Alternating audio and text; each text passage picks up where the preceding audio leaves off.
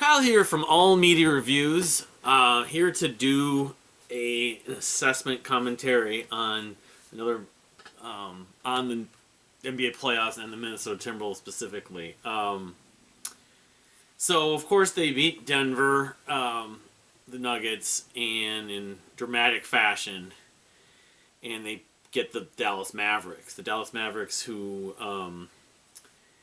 had beat the number one seed Oklahoma City, Thunder in 6 games. They'd made a trade, and now understanding they had the best record the last 30 games of the season or something like that. And they beat the Clippers in the first round of the playoffs, who were kind of not 100% themselves. Kawhi Leonard supposedly wasn't doing that well. Anyway, and so the Timberwolves have the home court advantage, of course, since they're the 3 seed and Dallas is the 6 seed, I think. Something like that. And, yeah, they must have been in the... I don't think... Maybe they avoided the play-in term. Anyway. And Dallas ends up winning the first 3 games. The first 2 in Minnesota and then game 3 in Dallas. The first 2 games especially... slim margins. The second game, game 2 last Friday night, the Timberwolves were up double digits for the large majority of the first half, and they ended up going up at the half by 12. But they could have easily been up by, because if I recall, yeah, they're lively. The big men for Dallas end up getting like 2 or 3 putback rebound baskets in the last minute and a half, 2 minutes. And if they just block out, or they either putbacks or he ends up scoring, they're up by 16 minimum, maybe 20. Now, it might not have mattered because, in the second half, in the third quarter, the Timberwolves went up as much as 18 early in the third quarter, and then Dallas went on a run.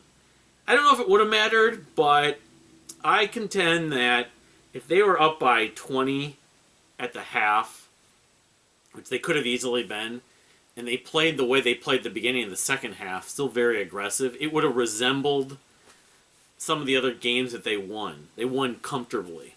And that's the thing about going into this Dallas series, all the games that Timberwolves end up winning or losing, actually, the deciding factor didn't come down to the last 3 minutes. Other than maybe it was a game 1 in Denver and maybe one other game, maybe one of the other games against Phoenix. I can't remember. They weren't it was, they weren't involved in a close game, and as it came down to it, whether it be calls or Luka, the first game, Kyrie Irving killed them, although his basic approach is I'm just quicker than you and I'll get to the basket. He wasn't even hitting that many jump shots. He was hitting a few, but basically they had 62 points in the paint. He was getting into the paint, and they needed to make adjustments on that, and they didn't really. But game 2 they held him back, but Doncic killed him. And then game 3, while they were never fully that close for most of the game, they were.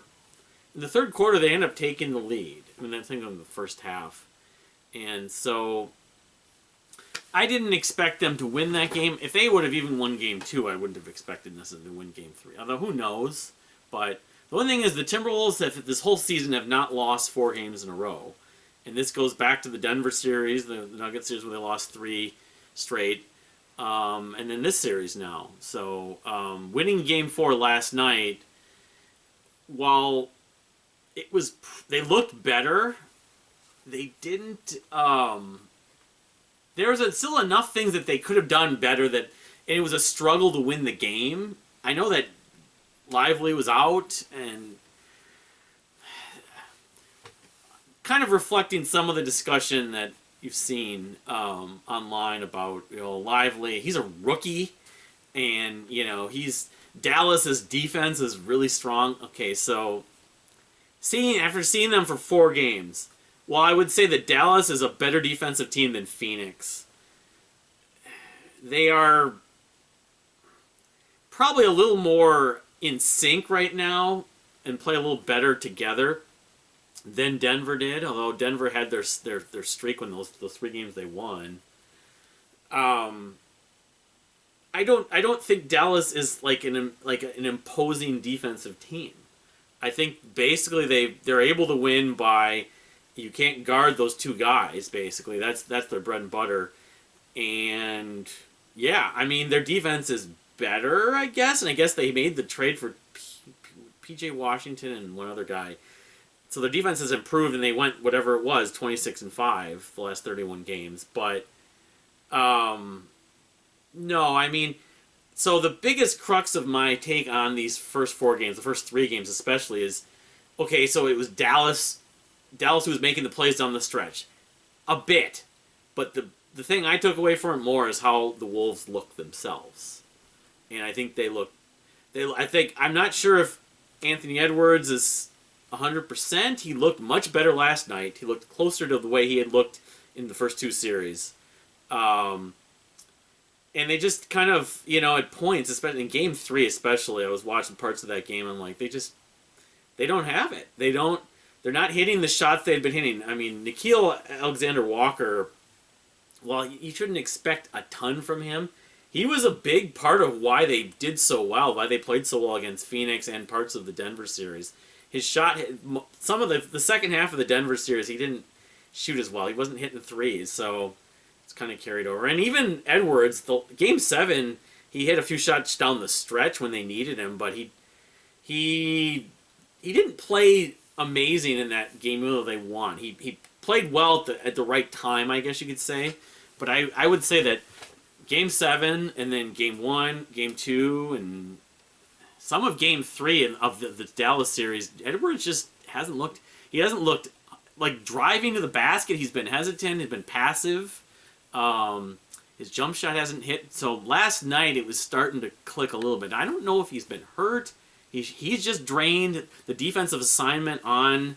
They had him initially on, Irving, and then they switched him. But, kind of a long stretch. I mean, he's young, but... I that's my impression is that, and Cat, of course, Cat last night when they won was a big part of the reason why they did win last night, because he was at his 3-point shot was actually going in. At least it would be 2-2 right now if Towns' 3-point shot, if he had been hitting even 10% better. That's the whole point, is that you look at this series, and it was Dallas was up 3-0, and they weren't blowouts. It was very close. But they didn't score down the stretch the last 5 minutes, and that's where the difference was. And the Wolves were not able to stretch leads when they had leads, or for lack of a better way to put it, the Wolves need to get a big enough lead where the game's out of reach. They need to blow them out, and they haven't been able to do that. They weren't even able to do that last night. Last night's game, while they did win, was a struggle. Now, you could say that some of that had to do with foul trouble. The foul trouble has not been in their favor this whole series. You could say maybe that has something to do with the way they play defense. Maybe. Officials, you want to complain about the officials, he's not the only one, but Doncic, he basically gets the officials on his side. And the play at the end of the game nearly cost, it could have potentially cost the Wolves the game. And it would have been harped on by people for a long time. It didn't, thankfully, for the Wolves' sake. But that supposedly James Harden did that all the time, and they created a rule that they weren't going to call that. You can't lean in when you're shooting. You can't just lean in and let the defender hit you. That's actually an offensive foul. I think it should be a no call, but it should be an offensive foul, and they didn't call it. And it wasn't just that one time. He's done that many times now. That leaning in thing is just, and using your arm to clear away. Doncic he's the leading scorer in the NBA, but he's hardly the only one who gets away with it. Cat gets away with it. Giannis gets away with it. Embiid totally gets away with it. Embiid had whatever he had, 70 points in that game. I bet you more than half the points he got from either drawing fouls that way or just clearing out. I want to say, I don't know if you would say Joker does it too. Anyway, guys do it, but it's not consistent. But you can harp on the officials all you want, you know. It's almost like it feels like it's fixed. It felt like last night at points the Wolves were playing against the officials. Because you had... Towns eventually fouled out and after when he was starting to score, of course, toward the end. You had Edwards was in foul trouble. You had Gobert in foul trouble. You know, I mean... I don't know how many... You know, let's see if the guys in Dallas... See, the thing is, my take on Dallas is they're really just a slightly better version of Phoenix, of the Suns. And while... Going into the playoffs, the Phoenix Suns had just absolutely had their way and just killed the Timberwolves. And that's why they were favored despite being the lower seed. And just being, you know, what happened? You know, it's a bad matchup. They play these guards and the Wolves can't match up because they're too slow or too, you know, it was the opposite effect. And so you'd think it would be the same kind of mentality. Well, they're saying, and that's what happened the first 3 games. Even you include last night because they barely won last night. But they played better last night, but they still didn't play. They could play better. But it's a Dallas is a bad matchup. Well, how come the Wolves beat them 2 out of 3 this year? Well, they're a different team because they had the 2 big men and whatever. You know, I mean, you just have it's adjustments, and you need to figure out things that will work. And you need to hit shots. I think again the Wolves have been tired. I wonder if a couple like Ant actually ended up twisting his ankle in the Phoenix series. People get that. You know, he kind of walked it off, but and you know, I mean, yeah, Kyrie Irving's been he's had his stretches where he was kind of unguardable, where he's too quick for them, really. They put McDaniels on him last night, which I would have probably done in game 2, starting from game 2, but you have to switch it up. But I mean, and he did a much better job on him. But if either of those 2 guys were in foul trouble, it'd be interesting to see how Dallas would do. In fact, they have one other guard that's been okay, but to me, it's like 80% of the shots 80% of the time down the floor, one of those 2 guys has the ball. If not, actually ends up taking the shot. So if you could say the Wolves sometimes offensively live and die by the 3, which sadly they have with Cat and when McDaniels is hitting and when Ant is hitting. Dallas kind of lives and dies by those 2 guys. So if one of those guys is having a bad night, well, they both had poor nights last night. I mean, you know, Luka had a triple-double, but he was like 7-21 from the floor. You know, I mean, that's the same thing. And that's where the Wolves' depth is to their advantage. It's been to their advantage in the other 2 previous series, especially, because there were several games where, at least between Towns and Edwards, neither of them had, or at least one of them didn't have a good game, if not both of them. But they had someone like Naz Reid have a big game, or McDaniels, or someone else. The Wolves have more depth from a scoring standpoint and from a player standpoint. They think, well, why should foul trouble be such an issue?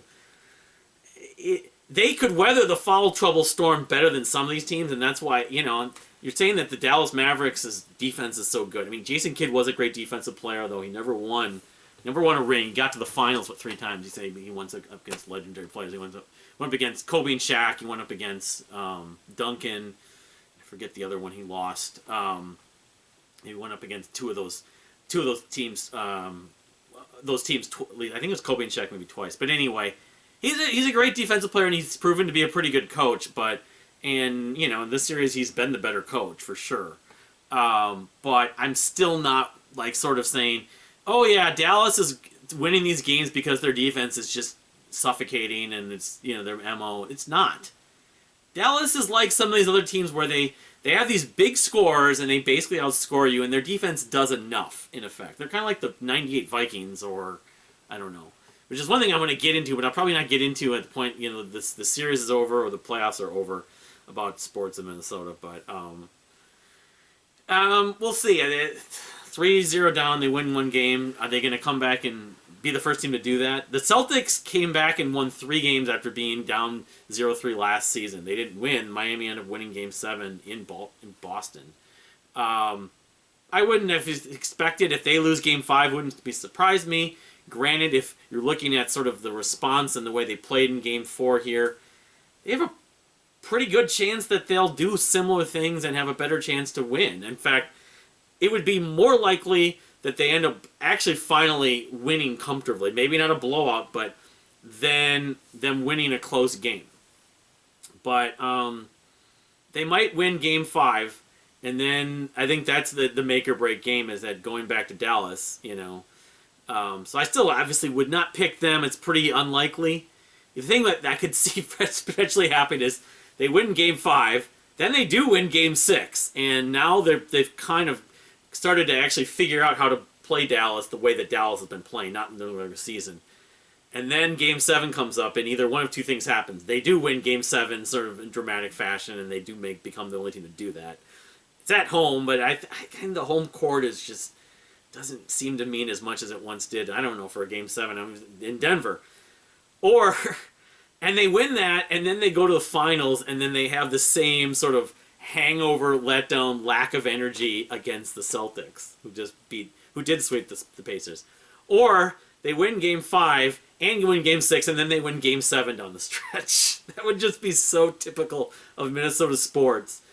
Teasing us, and then we still get let down. I mean, is it at a minimum growing pains? I would think so. Though there's a lot of talk, especially when they were losing these games to Dallas, like, well, that's kind of it. How are they going to afford these guys? They're not going to keep, trade Towns or whatever, and how are they going to have? I'm thinking, are they going to have the sustainability? They're going to have to pay some of these guys. They're going to be the luxury tax will be worth it. And the other obvious thing is, they made this run to the Western Conference Finals. We'll see if they don't come back here. Just getting back there, even with the same team, the experience helps. I mean, Dallas had been to the conference finals a few years ago against Golden State. I forgot about that, and they just got handed to them. Golden State had their way, and Golden State's experience, and But the thing is, you look at the way Golden State played that team. I mean, they had Draymond Green. They have some good, decent defensive players, but Curry is not really a great defensive player. But it's kind of similar. It's like, well, Luka and of course Kyrie Irving's experience with LeBron winning with Cleveland has helped him. I don't know. I guess that probably has helped, but I just think that the Dallas Mavericks, they're a decent team, but if they were the team to win the NBA title,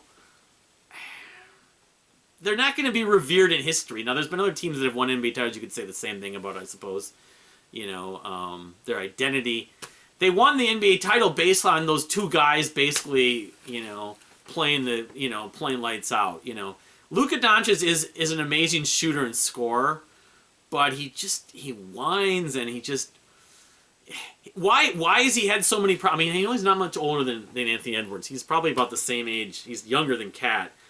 It's like he's had this history of like, well, yeah, he scores a lot and gets a triple double, but the team's never been that good. Why this is different because he has Irving maybe, and again, Irving's, he's kind of gotten mature, but he had that whole spell where he wouldn't get a vaccine and he wasn't playing and stuff, and that whole thing where they that super team they formed in Brooklyn, and that really didn't make a difference with Durant and Harden. I just think it's just, and the thing is, if they win this series, which obviously odds are pretty high that they will still. I don't know. I mean, I guess I'll watch it. I wouldn't expect them to win. If they end up winning and then beating Boston, though, it's like it really was that. But is this going to be a sustained team that the Wolves are going to have problems beating? I think that some of these other teams would be more likely, but it's a matter of some of these guys need to get better than experience, for down the road, because they're young. The Wolves, the core of the Wolves players are young, other than Gobert and Towns and Mike Conley, but. I just think it's like you get to the Western Conference Finals. It doesn't happen every year. The other teams are more hungry, they'll figure out and they'll be more motivated to beat you. And even are they going to have as good a regular season? You'd think so, but the whole belief that maybe the Timberwolves can attract a free agent from this run and this season they had that's certainly plausible. But then comes into factor. Well, if they could they do that? How do they figure out the financial part of it because of they're going to have to pay these guys and the luxury tax. So I mean, that's why it's been. I don't expect them to win, but I don't. But I feel like if the Timberwolves had played the Dallas Mavericks in the first round, and they could have done that potentially, depending on how the chips would have fallen, if they would have beaten Phoenix, and Dallas wouldn't have won, they could. Anyway, if they would have played the way they played against Phoenix in that first round, they would have played Dallas. This series wouldn't have made... I think the Timberwolves could have looked better. I think they would have played better. Their energy would have been better. That being said, let's say they don't even win this series, but let's say they take it to 7 games. I'll kind of feel like, well, yes, my feeling about them and the Dallas Mavericks was pretty justified. Because seeing the first couple games, the 3 games, everyone's like, well, they just can't figure them out. Dallas is just better. I don't see it that way. You know, maybe I'm just kind of my own bias as a Timberwolves fan is coming out in that opinion. It's like, well, give them credit, you know. No, but how about just say that the Timberwolves just didn't play as well as they can play? That sheer fact. Is it Dallas's defense? All right, we'll see. If Dallas wins and then they play Boston, let's see how good their defense does against Boston. They did again. They say, look, they stymied Oklahoma City. Let's just see. And then even if that happens, I will say, let's see what happens down the road here. Because Derek Lively's a rookie. He's going to be a legendary defensive player. That remains to be seen. You know, that totally remains. He's a skinny kid. He's athletic, I guess, but right now that remains to be seen. You know, he's in the same draft class with Wemby.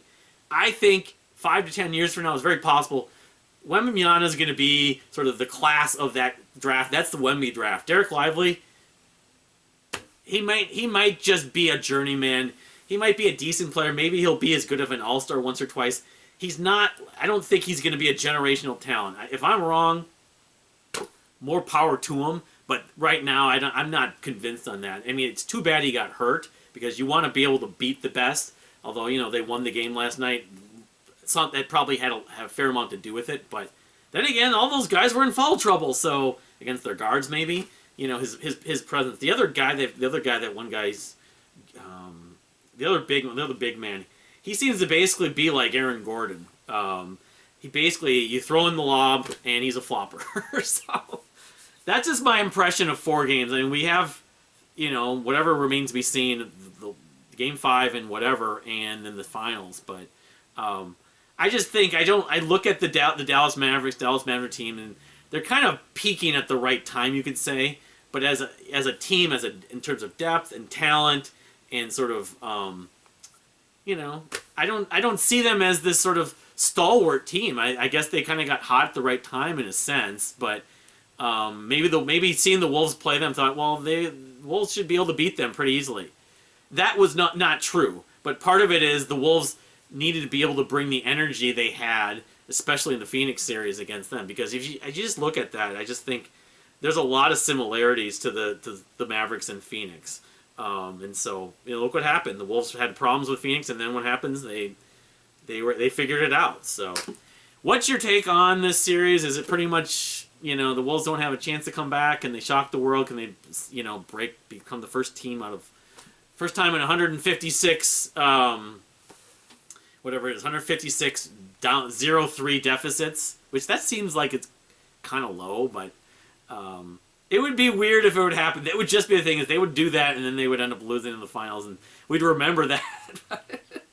I just would like to see Boston and the Wolves in the finals. It would be neat to see because of Garnett, and, you know, I think it would be the funnest matchup too, because it seemed like most of the season the Celtics were the best team in the East and the Wolves were the best team in the West. So from a mirroring the regular season standpoint, it would be the best matchup. I don't know, but then again, if Dallas ends up going and playing them, I would think I would be surprised if they would go up 3-0 on Boston. It could happen, I suppose, but I wouldn't expect it. But anyway, thank you for watching. Like I said, I'm going to try to do a video on, depending on what the outcome of this, sort of going over the history of Minnesota heartbreak in sports. But then of course I'm going to try to do the calendar, the anniversary calendar on Friday. I don't know about 1992 because there's a lot of albums I need to review. That may happen either Friday or early next week. But